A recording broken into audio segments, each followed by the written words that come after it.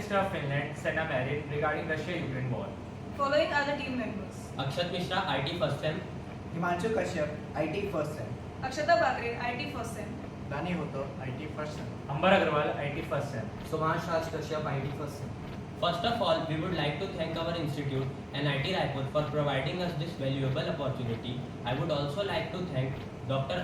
Kumar sir, HOD Humanities and Social Sciences for his precious guidance. We would also like to thank the people concerned for helping and supporting us while completion of this video. The team name Nordic Nexus conveys the idea of our team as a single central connecting force with a deep understanding of Nordic perspective on the Russia-Ukraine war issues. Particularly from the Prime Minister of Finland, we hope you like and appreciate our efforts. Ladies and gentlemen, wanna welcome you all. This is a very special conversation with Sanna Marin. Sanna Marin, pleasure to have you. Well, thank you so much for having me. Tell me what the world looks to you right now. You came in as a Prime Minister of Ukraine in a very different environment. You did not expect that Russia would wage war with Ukraine. You were not somebody who was in support of Finland becoming the part of NATO. Yet this became a defining aspect of your Prime Ministership. How are you in this journey? Well, I was in Davos 3 years ago. I think not maybe the same date, but 3 years ago I was in Davos and everything was new. I was just appointed as Prime Minister and we didn't know what is heading us. And then the pandemic came and we all saw the consequences and had to live with that. After that, the war in Europe. And now Europe is in the middle of energy crisis because of Putin's war in Ukraine. So lots have changed during these 3 years and we have faced so many challenges. Our society, our citizens have to face so many challenges. The world is a very different place than it was 3 years ago.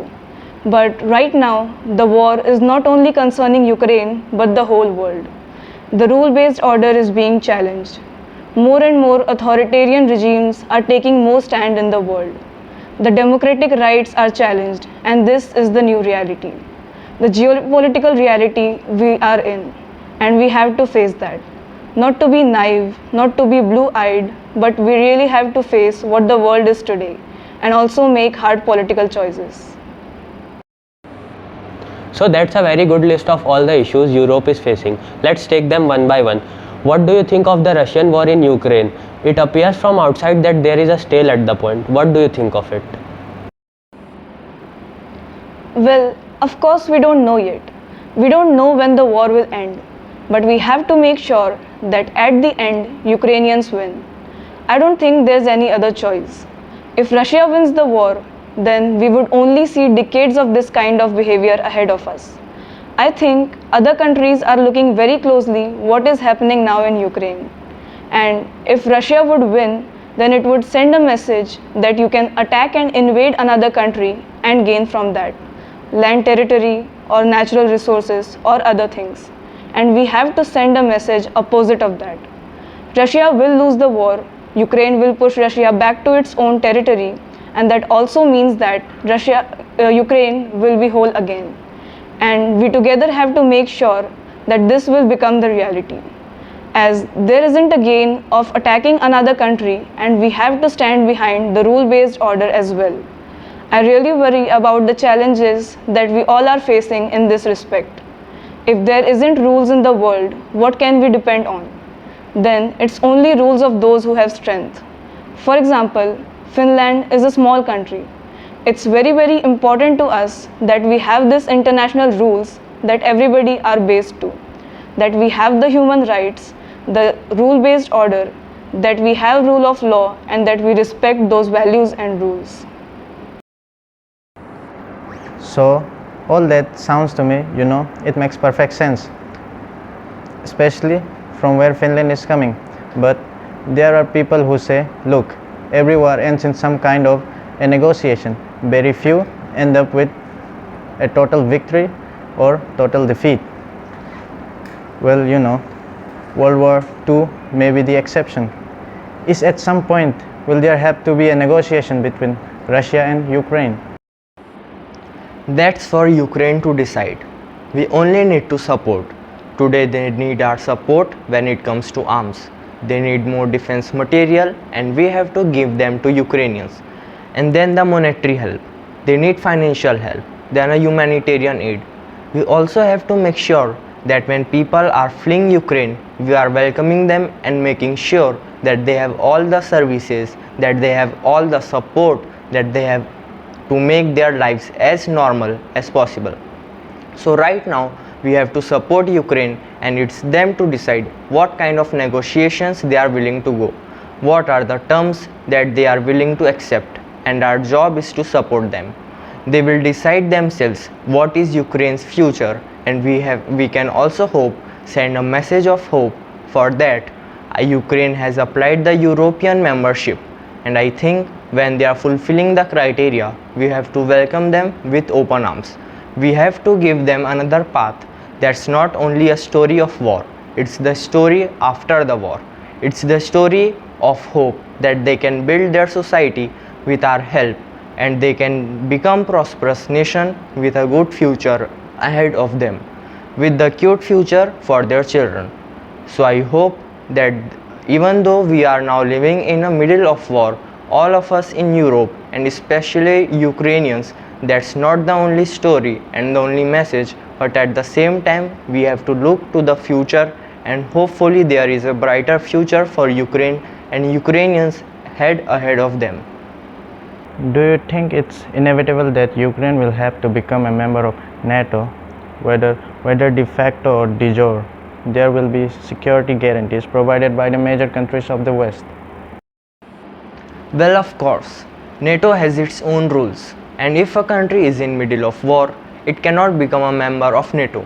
Of course, we can look down to history and ask ourselves the question, should Ukraine already be a member of NATO, then there wouldn't be a war in Ukraine. And actually this is why also Finland and Sweden is applying a NATO membership, and hopefully the ratification process will go as fast as possible. Also with the two countries that hasn't ratified yet, we want to become member of NATO because we don't ever again want war in Finland. We have been in war with Russia before. We have a very good military capabilities, but we have to make sure that there is also the threat that Article 5 gives, that if another country is attacked, other will defend, and also of course Finland will defend other countries when becoming a NATO member. You believe that if Ukraine was a member of NATO, if it had already become a member, there would be no war? I am sure of it. If Ukraine would be a member of NATO, there wouldn't be a war now in Ukraine. And actually we also have to look to the year 2014 when Russia attacked Crimea. Should have we? And I think we should have acted differently then. If we would have been more strong, if we would have posed much harder sanctions, then I think the result of history would have been different. If we have shown strength, then as European Union and allies, I think the story might have been very different than it's today. And we have to learn from this day forward that Europe needs strength, we need more autonomous strength, and we have to make sure that we are not as dependent on authoritarian regimes that we are right now. For example, energy. We are too dependent and we have become too dependent on Russian energy, and that is causing a lot of problem everywhere in Europe right now. And we have to make sure that in the future we are learning from this experience, and in the future we don't build those kind of critical dependencies on authoritarian regimes, but we will deepen our cooperation with our democratic allies and partners. In Finland, for many years, it has been important to maintain good relations with Russia. Your president famously was said to be Putin's best friend in Europe, and Finland saw it as a very important aspect to maintain good relations with Russia because you have a very long and critical border with them. The situation right now is very different. You have a very hostile adversarial environment with them. Are you experiencing anything coming out of Russia in terms of troop movements, cyber attacks, or intelligence spying? Are you seeing a new Russian attitudes towards Finland? Well, first of all, I have to say we had functioning relations with Russia because so far in geopolitical reality, we are an extraordinary neighbor with Russia, and in many fields, we have to cope with that, and we had a functional relationship with Russia. If I am trying to explain the Finnish state of mind, the most important thing for Finland and the Finnish people is to make sure that we are secure and we are safe and we are independent nation, and that there isn't any threat in trading. So security is very important to Finland. And if you ask Finnish citizens how willing they are to defend their own country, we are ranked number 1 worldwide. The Finnish people, they are the most willing to defend their country, and that's because of our history and the war with Russia we have had. So we value security and our independency more than anything, and so to make sure that this is the reality so far, it's been functioning relationship with Russia. Of course, we have been close partners with NATO for a long time. We haven't been a member because we have thought that this would be the best way to secure our nation's security. But now the reality is different. We see that Russia is attacking another neighbor and we cannot rely on that relations anymore. So we have to seek partnership elsewhere and more close partnership, and that's why we are applying to the NATO membership. East Russia opposing what kind of threats against Finland? I think we have to be prepared for anything. We are not seeing a military threat against Finland. There isn't any that kind of military movement close to our border. But of course we have to be prepared for everything and anything. So we are prepared for cyber security, hybrid operations, informational warfare, misinformation spread against all over the internet. And I think this is a reality for every country in Europe. I think this is the reality for every nation in the world. We are seeing the world as a very different place and that we thought it would look like. And I think everyone has to be more prepared on different kind. For example, misinformation that are spread everywhere, and the best way to tackle that is to spread the right information to the people, and also making sure that our nation is secure and prepared for different kind of actions in incident. At the same time, I have to say that 100% security isn't possible, but you have to be prepared and think beforehand what might happen and how you could be more secure, even though you might never reach the 100% security. Will Turkey's objection to Finland gaining NATO membership overcome? Yes, of course, we cannot influence and decide for the Turkey, but for our perspective, it's crucially important, and I think also from the NATO's perspective, it's crucially important that both Finland and Sweden fulfill all the boxes about the NATO's membership that we have applied, and all the countries are also handling our application simultaneously. So there shouldn't be any problems with that, and we are hoping that we will be the part of NATO together. What if President Erdogan said we vote yes for Finland but not for Sweden? Well, I think their process should have been faster. Finland and Sweden, we both tick all the boxes when it comes to NATO, and we are fully prepared to become NATO members, and there shouldn't be any obstacles on the way. Of course, we are still waiting for the two countries to confirm. Hungary have said that they will ratify as soon as their parliamentary process period will start, hopefully very soon. Turkey, that's another matter, and we have discussed and agreed in the NATO's Madrid summit about the steps that we will take, and we have taken those steps also, and now we are waiting for Turkey to ratify also. I don't see that there shouldn't be any problems, and I have also personally talked with the President Erdogan, and he has said what he has said in that public session, that there isn't that big issues with the Finland, maybe some with Sweden, but our perspective, it's very important that Finland and Sweden are going to NATO together because we are sharing the same security environment. You are heading towards elections in Finland, and if someone looks at your government, one criticism that they'll make is that you have run into a lot of debts, and other European countries as well, but these debts are quite sustainable and are of low interest, and if these rate of interest remain quite higher, then it would not be very easy to say that you've left a legacy behind that is going to be very hard to navigate. What are your reviews on this? I think we have to take debt very seriously, not only in Finland but Europe and elsewhere. I think we are seeing Europe where many countries has a lot of debt. Finland is in the middle when you compare it to GDPs about 70%, not that high as compared to many other countries. I really worry about the situation in Europe right now. There are many countries that has a lot of debt and also have a lot of cost. Because of that, it is a threat to Europe together. Because we are connected, we are sharing a single market and we are sharing economies. We are in the same Eurozone with many other countries. So of course, this is a serious matter for all of us. In Finland, we have taken a lot of debt like many other countries. Because of the pandemic, we have supported our citizens, our businessmen, making sure that the unemployment does not rise. And actually, when you look at the number right now, Finland is in very good shape. And when you look at the employment, for example, we are in 75% of the employment, and that was our target when we started as a government to raise that to 75%.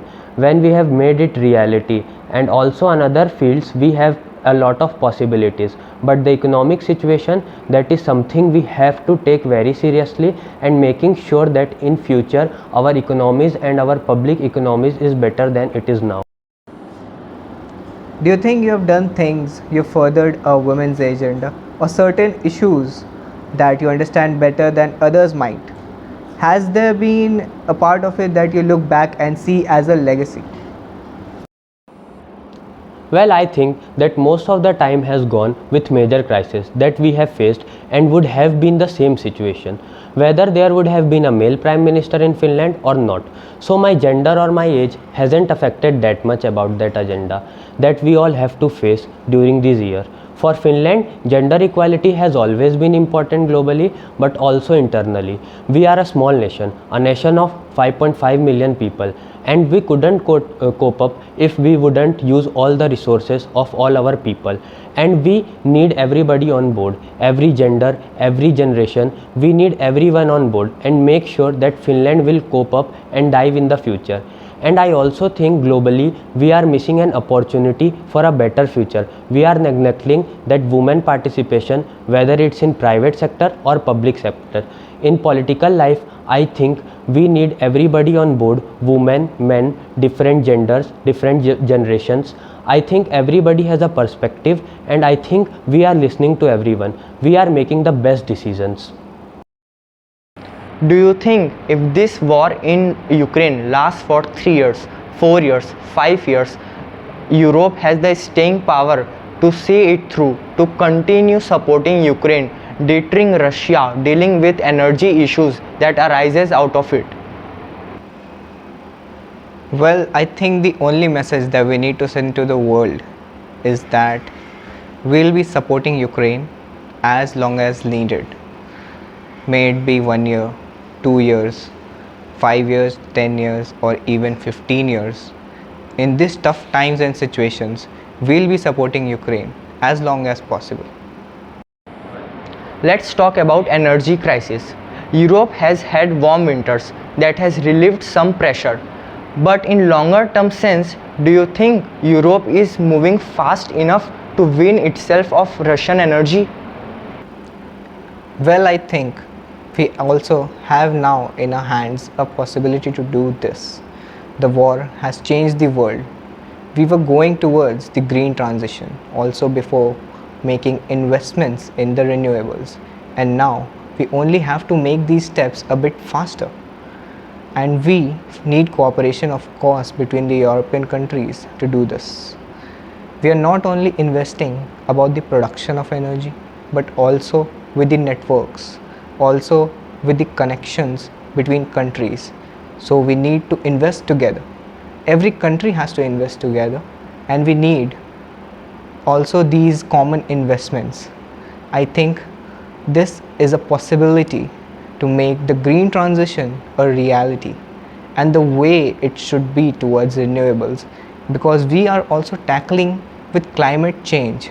We are also tackling with the loss of biodiversity, and those are the biggest threats of humankind. So we need to take these momentum as possibility to make a greener, a better future for our children and for the next generation, next era. In short run, their reality right now is there is not enough green energy to the scale you need it. So Germany is buying coal. You are seeing a lot of liquefied natural gas. Shouldn't there be more investment in those areas or turning back on to the green agenda? There's a dilemma here. If you need the non-Russian energy, what is available now today is largely fossil fuels, natural gas and some coal. Should Europe be investing more in that short term? Well, of course, we cannot make green transition within a year. That's a reality. We cannot transform our whole energy system to a greener one within 1 year or 2 years. But all the new investments should go on green transition, not to invest in those fields and that are not green. Of course, we have to buy coal and gas and oil from the global markets to Europe right now. But at the same time, we have to invest in green energy. For example, Finland. We have done that already and we are doing it as we speak. And we have done and diversified our energy mix beforehand and we have been preparing for different kind of situations. And that's why we are not that dependent on Russian fossil fuels. And that's a very good thing. And now we have to make sure that everybody else is on board as well. For example, we are and have been investing in wind power, and I think if I remember correctly, this year those initial sources will peak and hopefully also get the prices down quite fast. When you look at Europe's economic future, say the consensus here at Davos seems to be that Europe is going to enter into the recession. Do you agree? That's a possibility, and actually it looks like that Europe will face some kind of resistance, and we can of course also affect as countries. What kind of resistance will that be? Hopefully a very short one. Hopefully we'll go ahead quite fastly. I think right now it's also very important to invest in the future, the green transition, but not only that, also to digitalize also the new technologies, research and development, and knowledge and know-how education of our citizens, because we have to learn from the war, not only concerning energy, but also other fields and about the huge crisis that we have faced during these past 3 years. First, the pandemic showed us that we are too dependent on certain markets when it comes to medicines and medical supplies. Then the war in Ukraine and the Russian energy showed us that we are too dependent on energy, and we have to make sure that we are not that dependent on food or clean water and defense material. We have to make sure that we can produce the defense materials that we need, but not only this. I think the one thing that we are not discussing enough is new technologies and the know-how and the knowledge that we will need, because the future crisis is the future wars. The future conflicts will be about new technologies. We are already seeing that in different parts of the world. We have to make sure that we are investing in these new technologies with our partners. We need cooperation between Europe, United States, Canada, and also partners from Asia such as Japan, South Korea, also the Indo-Pacific Australia, New Zealand, and also India. We need our democratic partners working together, and making sure that we have those trading routes and those solutions when it comes to new technologies, because if we are dependent on authoritarian regimes when it comes to new technologies, then our economies, our societies will be jeopardized. Do you think if this war in Ukraine lasts for 3 years, 4 years, 5 years, Europe has the staying power to see it through, to continue supporting Ukraine, deterring Russia, dealing with energy issues that arise out of it? I don't have an answer to that. I agree that in this route we are on, it will take too long time, but I cannot personally make decision on behalf of everyone. I think gender equality is a serious matter, and we also see that it's been challenged more and more worldwide. For example, if we look at the situation in Iran or Afghanistan, the situation is terrible, and we need to do more as a global community to tackle that pushback. So we need to do more, but how to reach the reality where gender wouldn't matter? I don't know when we will be there. I think we only have to make sure that we are fighting every day, but we are not taking granted about the progress that we have made. We have to fight every day for our values. Gender equality, human right, rule of law, these are not the matters that are given to us. These are the matters that we fight for, and hopefully every day the world will make a better place. Let's talk about energy crisis. Europe has had warm winters that has relieved some pressure. But in longer term sense, do you think Europe is moving fast enough to wean itself of Russian energy? I really don't like this political atmosphere. I think you can relate. I don't like the political atmosphere when we are focusing about the persons. We are focusing about the individual making the decisions, not the decision itself or the political agendas. I want the politics because I wanted to change the world. I didn't want the politics because I wanted to be a politician.